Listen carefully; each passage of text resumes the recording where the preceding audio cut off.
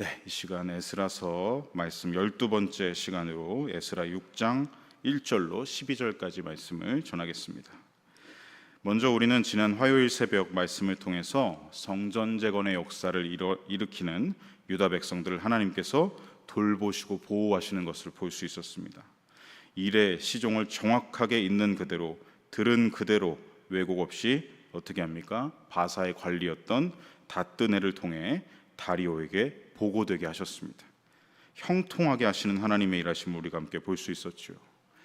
그렇다면 이제 다뜨네의 보고서를 읽은 다리오 왕의 반응은 어떠했는지가 궁금합니다. 오늘 본문 말씀이 바로 다리오 왕의 답신과 그가 내리는 칙령 조서의 내용입니다. 먼저 5장 17절을 보시면, 오늘 본문 바로 앞절 5장 17절을 보시면 다뜨네는 다리오 왕에게 이렇게 전했습니다. 과연 과거 선대 왕인 고레스 왕이 유다 백성들에게 성전을 건축하라는 명령 조서를 내렸는지 그 진위 여부를 다리오 왕께서 판단해 주십시오라는 내용이었죠. 그러면서 왕의 보물 전각에서 조사해 달라라고 하였습니다. 그래서 다리오는 오늘 본문에서 1절에 보시는 대로 어떻게 합니까? 전수조사에 들어가고 있습니다. 이에 다리오 왕이 조서를 내려 문서 창고 곧 바벨론의 보물을 쌓아둔 보물 전각에서 조사하게 하여, 다리오는 우선 다뜨네가 추측한 대로 바벨론의 보물을 쌓아두었던 보물 전각을 살펴보라고 지시합니다. 이 보물 창고에는 보물만 있었던 게 아니라 선대 왕들과 관련된 문서부터 왕이 내린 칙령 조서까지도 함께 보관해 두었다고 합니다. 이것은 선대 왕들의 명령서, 칙령서들을 대대로 보물처럼 귀하게 여겼기 때문이죠. 그런데 그 문서를 찾는 일이 쉽지 않았던 것 같습니다. 보물과 문서가 쌓여있는 보물 전각에서는 고레스 대왕이 내렸던 칙령의 문서가 보이지 않았던 것이죠. 결국 고레스 왕의 행적을 따라서 그가 머물렀었던 왕궁들로 조사를 이어갔던 것 같습니다. 2절에 보시면 메대도 앙메다 궁성에서 한 두루마리를 찾았다라고 기록하고 있죠.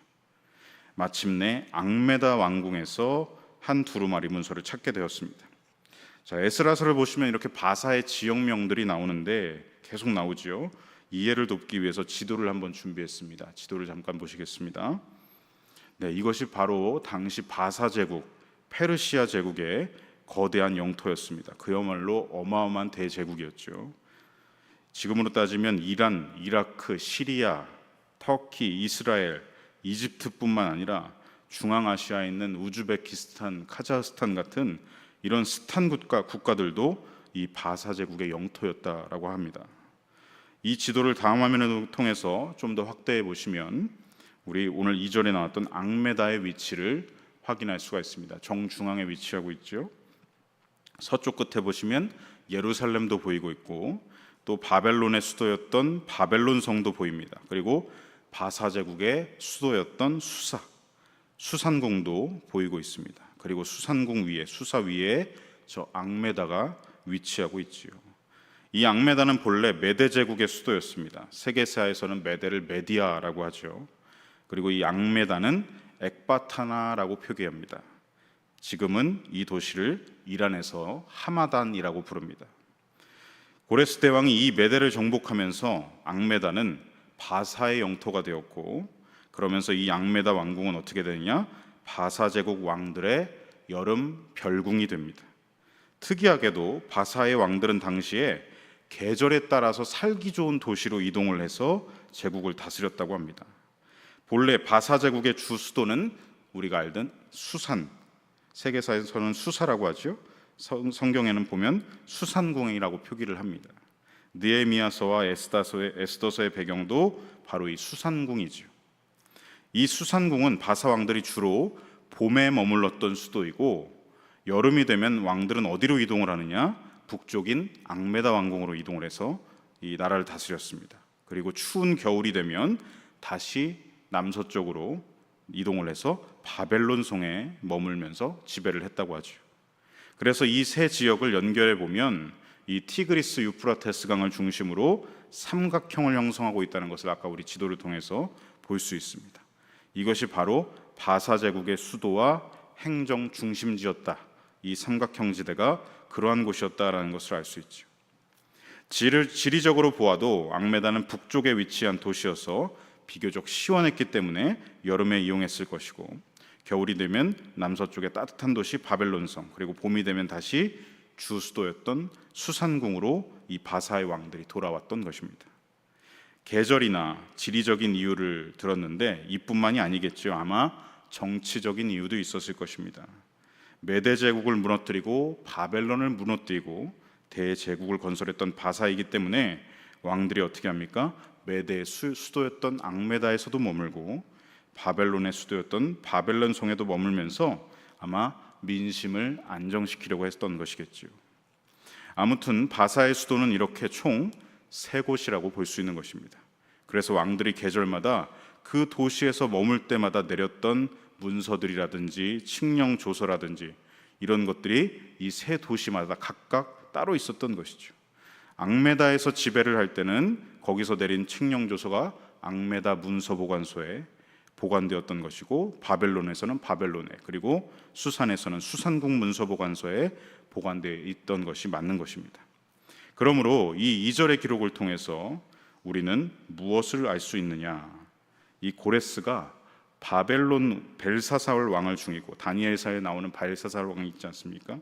그 벨사살 왕을 중이고 바벨론을 완전히 정복하고 난 그 원년, 그 첫 해 여름을 바로 이 앙메다 궁성에서 머물렀다고 합니다. 에스라 1장에 나오듯이 고레스는 성전을 재건하라, 이 명령을 고레스 원년에 반포했습니다. 즉 무엇이겠습니까? 바로 이 앙메다 왕궁에서 머물 당시에 이 성전을 재건하라는 칙령을 내리고 반포했다라는 것을 알 수 있는 것이죠. 그러니 수산궁의 보물창고에서 아무리 뒤져봐도 고레스 조서가 나올 리가 없는 것입니다.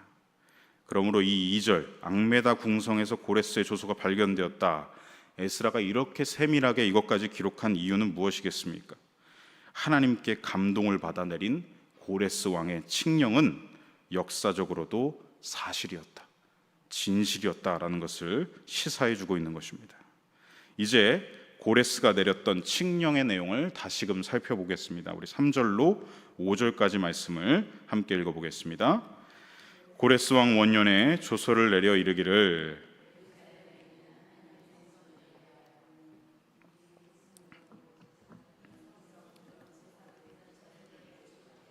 지대를 견고히 쌓고 그 성전의 높이는 60규빗으로 너비도 60규빗으로 하고 큰 돌 3켜에 새나무 1켜를 놓으라. 그 경비는 다 왕실에서 내리라. 또 느부갓네살이 예루살렘 성전에서 탈취하여 바벨론으로 옮겼던 하나님의 성전 금, 은 그릇들을 돌려보내어 예루살렘 성전에 가져다가 하나님의 성전엔 각기 제자리에 둘지니라 하였더라. 아멘. 자, 먼저 3절과 4절, 3절을 먼저 보시면 이제 고레스는 3가지를 명령하고 있습니다. 첫 번째는 성전, 다음 후반절이죠. 성전 건축을 허가하고 있습니다. 3절 후반절에 보시면 첫 번째 성전 건축을 허가하고 있습니다. 두 번째는 성전 공사의 세부 사항, 즉 무엇이겠습니까? 규격과 재료를 뭘로 할지 설계 명령까지도 내리고 있는 것을 보는 것입니다. 그리고 세 번째는 4절에 나와 있습니다. 건축 경비의 출처가 어디 있느냐? 왕실 재정으로 한다. 이 3가지가 이 조서를 통해 드러나고 있습니다. 즉 앞서 5장에서 유다 장로들이 다뜨네와 대화를 하고 이야기할 때는 고레스의 건축 허가에 대해서만 이야기했었죠. 첫 번째만 얘기했었습니다. 그런데 지금 이 조서를 통해서 무엇이 더 드러나고 있는 것입니까? 더 정확한 팩트들, 진실들이 지금 규명되고 밝혀지고 있는 것입니다. 이 기록을 오늘날로 말하면 무엇이겠습니까? 이 고레스가 내린 명령서들 무엇이겠습니까? 성전 건축 허가서가 나온 것이고, 성전 공사의 규격과 재료 설계서가 나온 것이고, 거기다 성전 건축 경비에 대한 예산안과 출처까지도 발견된 것입니다. 게다가 바사 제국의 아버지와 같은 존경받는 고레스 대왕이라고 불렀습니다. 이 고레스 대왕의 인장 도장이 이 조서에 꽝 하고 찍혀 있습니다. 여러분, 이것보다 더 정확하고 꼼꼼한 내용 증빙이 어디 있겠습니까?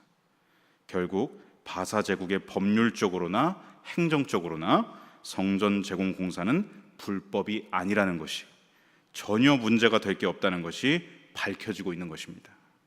그러므로 이 3절로 4절까지 기록된 조서의 내용을 통해서 우리는 하나님의 세밀하신 손길을 발견할 수 있습니다.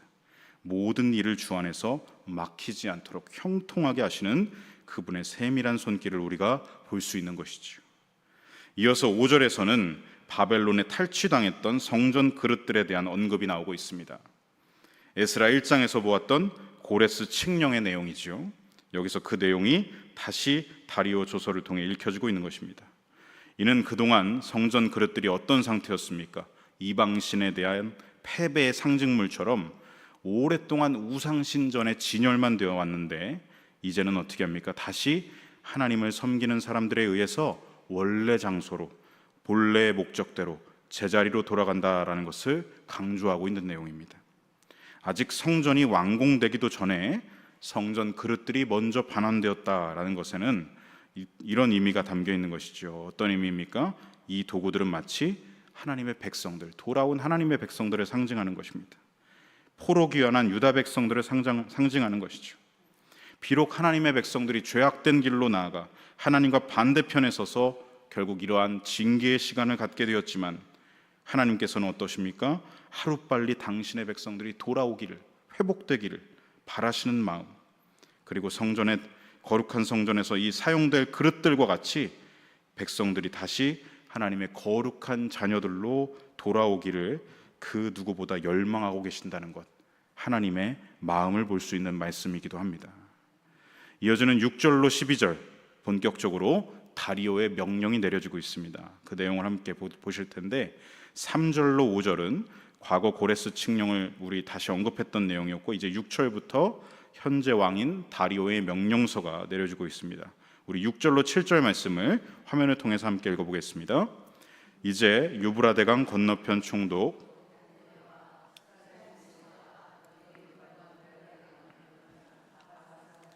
그곳을 멀리하여 하나님의 성전 공사를 막지 말고 유다 총독과 장로들이 하나님의 이 성전을 제자리에 건축하게 하라. 아멘. 자, 6절에 먼저 보시면 첫 번째 다리오 왕의 명령 무엇입니까? 너희들은 그곳을 멀리하라 라고 명령합니다. 누구에게 명령하는 것이죠? 다뜨네와 스달보스네, 아바삭 사람들입니다. 자, 여기 나오는 아바삭 사람들은 누구냐면 사마리아로 강제 이주당한 그 이방 민족들과 그 관리들을 통칭하는 말입니다. 그러니까 사마리아 사람들과 다뜨네와 스달보스네, 모든 이 사마리아 지역의 관리와 사람들은 여기 어떻게 하라는 거죠? 예루살렘에 얼씬거리지 말라는 것입니다. 방해하지 말라는 것이죠. 접근 금지 시행 명령이 지금 내려지고 있는 것입니다. 사전에 유다 백성들이 뭐 이런 신청을 한 것도 아닌데 다리오 왕이 알아서 일처리를 해주고 있는 것이죠. 페르시아 관리들은 유다 백성들의 성전 재건 공사에 일체 관여하지 말라라는 명령입니다. 자, 다음 7절에서 두 번째 명령이 내려집니다. 하나님의 성전 공사를 막지 말라, 막지 말라. 이 막지 말라라는 말은 원어로 쉐바크인데 정확한 의미는 홀로 두다라는 의미입니다. 즉 무엇입니까? 유다 백성들을 방해하지 말고 그 일들을, 성전 공사를 홀로 진행하게 하라는 말이죠.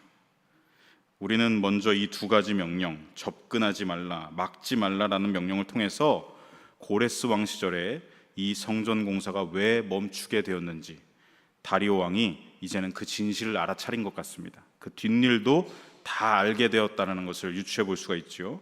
곧 그 시절에 어떠했습니까? 사마리아 사람들이 두 가지 작전을 썼습니다.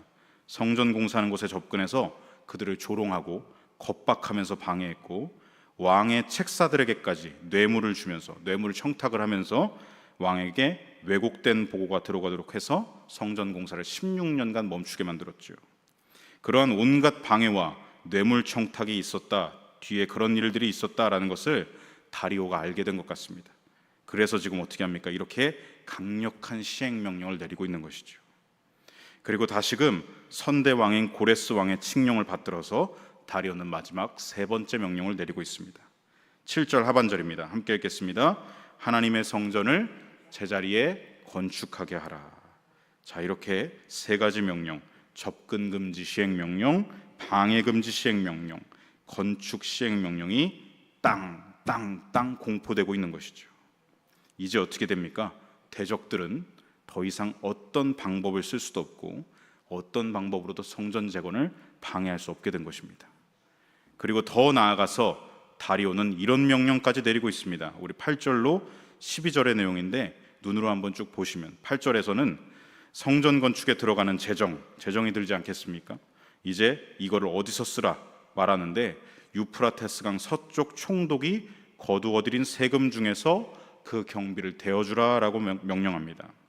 이제 이 명령이 떨어졌으니 닷뜬에는 어떤 일을 해야 합니까?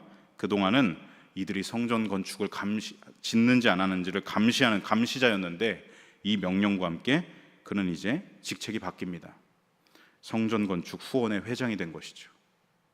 또한 9절 보시면 유다 백성들이 번제를 드려 예배를 드릴 때 필요한 모든 제물들도 어떻게 하라고 합니까? 제사장의 요구대로 날마다 닷뜬에 네가 가져다 줘라 라는 명령입니다. 이제 닷뜬에는 하나님께 드리는 제사를 감시하는 감시자가 아니라 예배의 제물을 공급하는 공급책의 역할을 하게 된 것이죠. 자, 이로써 유다 백성들은 이제 어떻게 됩니까? 이전보다 더 풍족한 자원과 지원과 이 모든 것 속에서 하나님의 사명을 감당하게 되는 것입니다. 또한 10절에서 다리오 왕은 특별하게도 마치 이상한 명령을 내리는데 중보기도를 요청하듯이 명령을 하고 있습니다. 우리 한번 같이 읽어보겠습니다. 그들이 하늘의 하나님께 향기로운 제물을 드려 왕과 왕자들의 생명을 위하여 기도하게 하라라고 명령합니다. 하나님께 다리오 자신의 안녕과 그 후손들, 왕자들과 후손들의 안녕까지도 유다 백성들이 날마다 기도하게 하라라는 명령이죠. 자, 이 명령이 떨어지면 대적들은 더 어떻게 되겠습니까? 유다 백성들의 제사를 더욱 방해할 수가 없습니다. 왜냐하면 이 명령과 동시에 다리오 왕의 생명과 그 후손의 생명이 유다 백성들이 예배하는 하나님께 달려 있는 것 아니겠습니까? 그러니 예배를 방해하면, 이 제사를 방해하면 곧 다리오 왕에 대한 반역이나 다름없는 것이죠. 방해는커녕 이제는 오히려 향기로운 제물, 날마다 신선한 제물을 갖다 주어서 공급해 주어야 하는 그런 신세로 전락한 것입니다. 자, 다리오는 이 명령서 외에도 마지막 또 하나의 두루마리를 또 보냈습니다. 우리 11절로 12절입니다. 함께 읽겠습니다. 내가 또 명령을 내리노니 누구를 막론하고 그를 그 위에 메어 달게 하고 그의 집은 이로 말미암아 거름더미가 되게 하라. 만일 왕들이나 백성이 이 명령을 변조하고 손을 들어 예루살렘 하나님의 성전을 헐진데 그곳에 이름을 두신 하나님이 그들을 멸하시기를 원하노라. 나 다리오가 조서를 내렸노니 신속히 행할지어다 하였더라. 아멘. 자, 이 명령서는 무엇이겠습니까? 왜 따로 이것을 추가해서 보냈겠습니까? 이 명령서는 다리오 왕이 죽은 후에도, 그 사후에도 누군가가 다시 이 명령서를 변조한다든가 날조한다든가 그래서 다시 성전 공사를 막게 되면 그 성전을 무너뜨린 사람은 어떻게 하라는 것이죠? 그들을 막는 이 추가적인 명령서가 지금 내려지고 있는 것이죠. 만약 다리오 왕의 명령을 날조하는 자가 있다면 그 집에 들보를 빼내버려라. 그리고 거름더미가 되게 하라.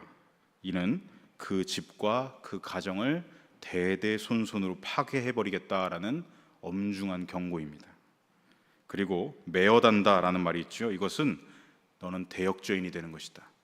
대역죄인으로 처벌할 것이다. 높은 나무에 묶고 매달아서 창으로 찔러서 사형에 처하고 그 시체를 만인의 본보기가 되게 하겠다라는 말이죠.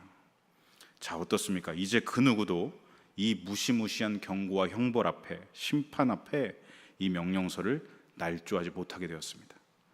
그리고 12절에서 이것을 더욱 강조하고 있죠. 누구든지 이 성전을 무너뜨리면 어떻게 된다고요? 하나님이 그들을 멸하시기를 원하노라. 하나님의 저주가 임할 것이라고 다리오가 저주를 하고 있습니다. 놀랍게도 보시면 여러분, 역사 속에서 이 저주는 실제 일어납니다. 3번이나 일어났는데 훗날 헬라 제국의 안티오코스 에피파네스라는 사람이 예루살렘을 점령해서 성전을 더럽혔다가 자기 맘대로 성전을 더럽혔다가 우상들을 막 들여오고 더럽힙니다. 그러자 어떻게 되는 줄 아십니까? 3년 만에 그가 정신병자가 되어 죽습니다. 두 번째 저주, 이 실제가 되는데 자기 이름을 높이고 백성들의 지지율을 높이려고 했던, 그래서 성전을 확장한, 성전에 손을 대었던 헤롯 역시 질병으로 죽게 되죠. 그리고 예수님이 승천하신 후 AD 70년에 성전을 파괴시켜버린 로마 제국은 어떻게 됩니까? 훗날 제국이, 그 강대했던, 로마의 평화를 외치던 그 강대한 제국이 둘로 갈라져서 쇠퇴하게 되고, 서로마 제국은 게르만 민족의 침략을 당해 완전히 멸망당하고, 동로마 제국은 오스만 민족의 침략으로 멸망당하고 맙니다. 이런 일들이, 이 저주가 실제 일어났다라는 것이죠. 자, 이제 말씀을 정리합니다. 성도 여러분, 진실은 언젠가 반드시 밝혀지고 드러나게 된다는 것을 오늘 본문을 통해서 우리는 알 수 있습니다. 사마리아인들의 방해 작전과 뇌물 청탁 뒤에 있었던 감춰진 일 같아 보였으나, 그 일 때문에 16년간 이 불의함을 당했으나, 공의의 하나님은 어떠십니까? 이 대적들의 불의함에 대해 결코 좌시하지 않으시고 그 뒷일과 진실을 지금 밝히 역사 속으로 드러내고 계신 것이죠. 잠언 12장 19절 말씀, 우리 화면을 통해서 같이 한번 읽어보겠습니다. 진실한 입술은 영원히 보존되거니와 거짓 혀는 잠시 동안만 있을 뿐이니라.